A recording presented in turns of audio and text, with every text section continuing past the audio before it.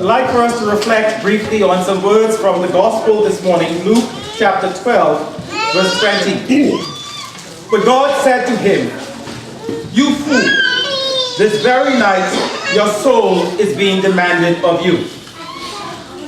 There is still truth in the adage, if we fail to prepare, then we prepare to fail.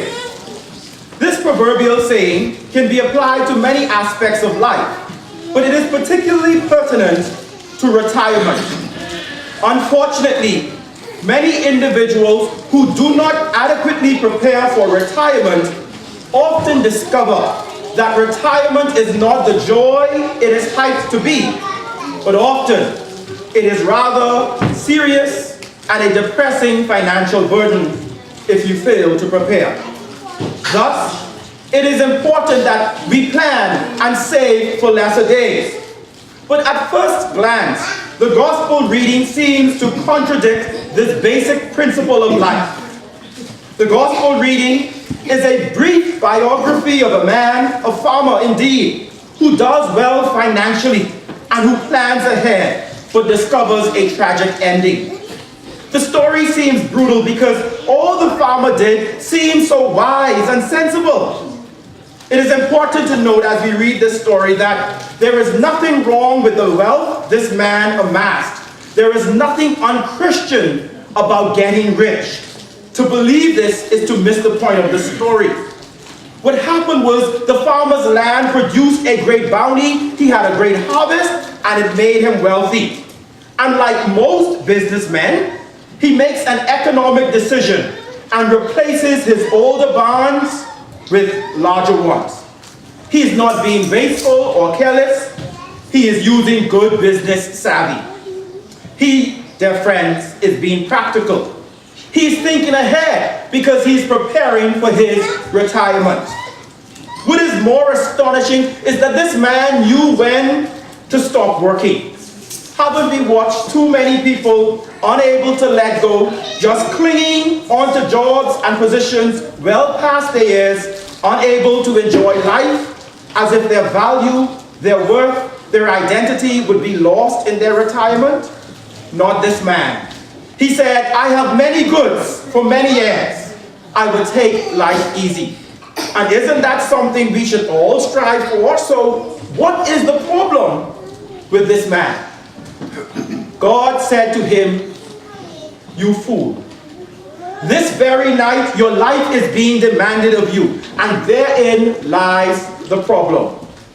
The man, in spite of his good business savvy, was a fool.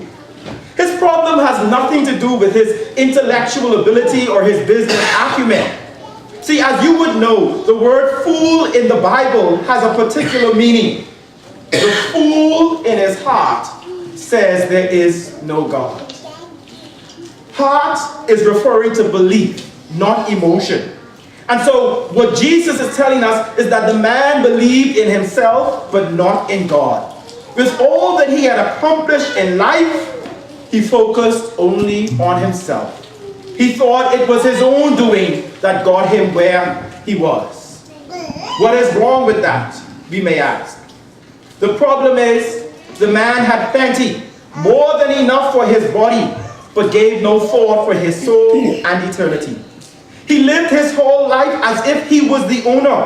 If he were honest with himself, he would acknowledge that God is our provider, our Jehovah Jireh. He is the Alpha and the Omega, the beginning and the end, and everything begins with God. So what does this story warn us about? It warns us about putting trust in self, putting trust in material possessions, and forgetting who God is.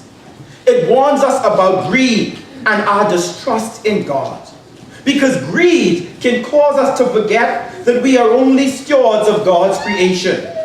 If we read this passage carefully, you would notice that more than 11 times, 12 times in the Greek, that the personal pronouns me, myself, and I occur in just 3 small verses.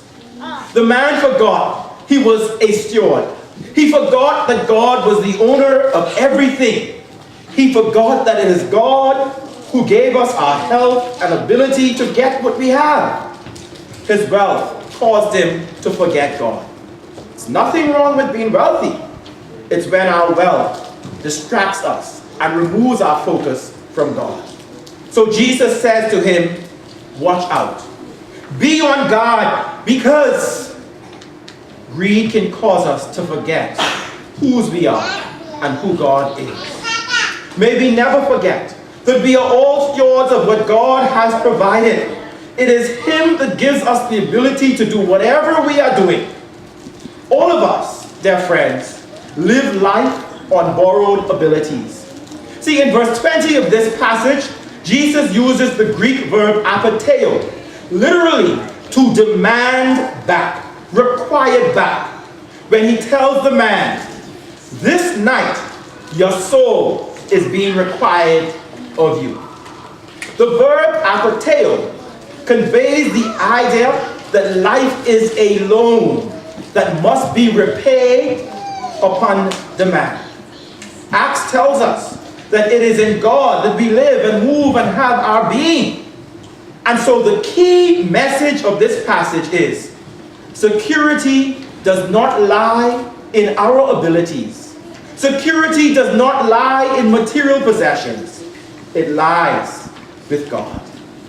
The passage also warns us about greed's two cousins.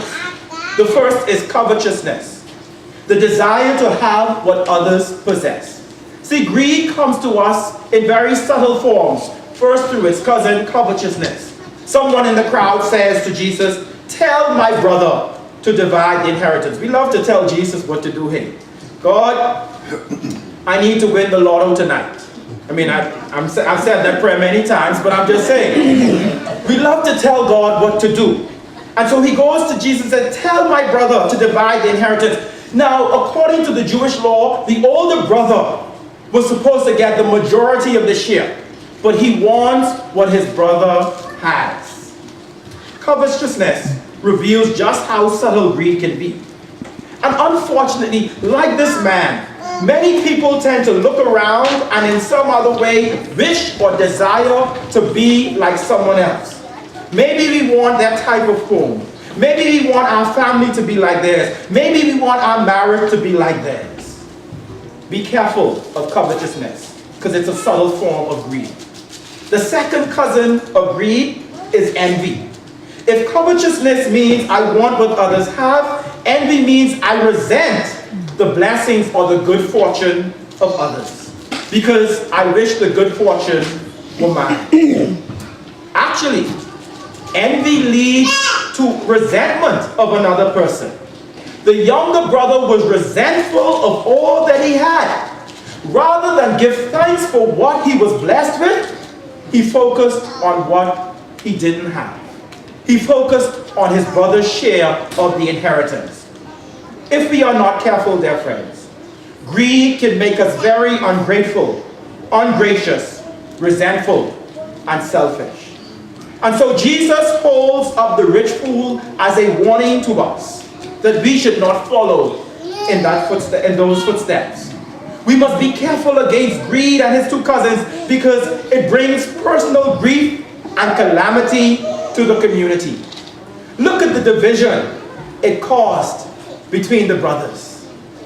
Greed, dear friends, can cause dissension. It can break up families. It can break up communities.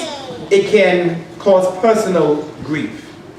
It causes us to refocus our values, to push aside family and friends, but ultimately, it can cause us to sacrifice our souls. For Jesus warns, what does it profit a man to gain the whole world, but lose his soul? The gospel passage, therefore, encourages us to examine our lives, explore those secret and inner desires and things for which we covet and envy, and ask God to help us put them to death, those earthly things. And he's saying to us this morning, don't covet, don't envy the earthly harvest and the bigger barns on earth, but store up for ourselves treasures in heaven, where neither moth nor rust decay. So as I conclude, in my own assessment of self and your own assessment, I leave you with some practical expressions of greed. What are the symptoms of greed in your life? Now, this was somebody else's work, but I thought it was a little humorous, so I'll share it with you. It may not be one isolated symptom, but a collection of the symptoms. What are the symptoms of greed in your life? Do you keep a wish list of desired objects that you want to purchase? 2, you can't say no when offered money to do a job, no matter what the job is.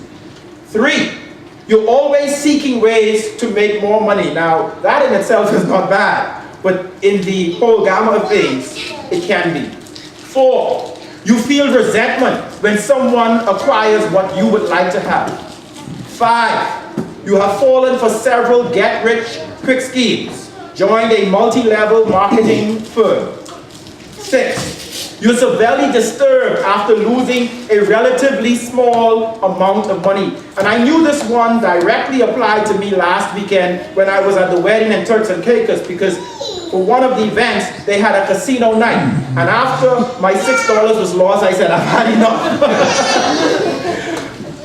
7, you become perturbed when you purchase an item and find it cheaper elsewhere. 8, it feels good and you find relief in going shopping all the time.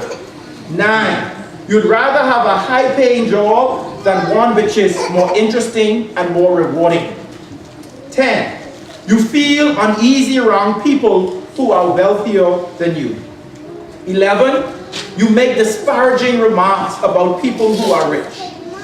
12, maybe you go to an all-you-can-eat buffet and feel obliged to eat as much as possible to get your money's worth. 13, gives something but wants to be properly acknowledged or reciprocated. 14, drive through neighborhoods with exclusive homes, yearning to live in those homes. 15, ponders how much it's going to cost when a family member gets ill, rather than focus on the illness. 16, insist on controlling the family finances and the checkbook. 17, constantly argues with your partner about how much they're spending on personal items. 18, brag about the bargains you got, how thrifty you are, and how little you paid for something. 19, we struggle to give God his tithes in the offering plate. And 20, we find it very hard to give to others in need. Maybe one or two of them apply to all of us, I'm sure. But we will ask ourselves, do I fit in with all of them? It may be an indication that we are suffering from the sin of greed in our lives. Let's not be fools like the man in the parable and focus on God instead. Amen.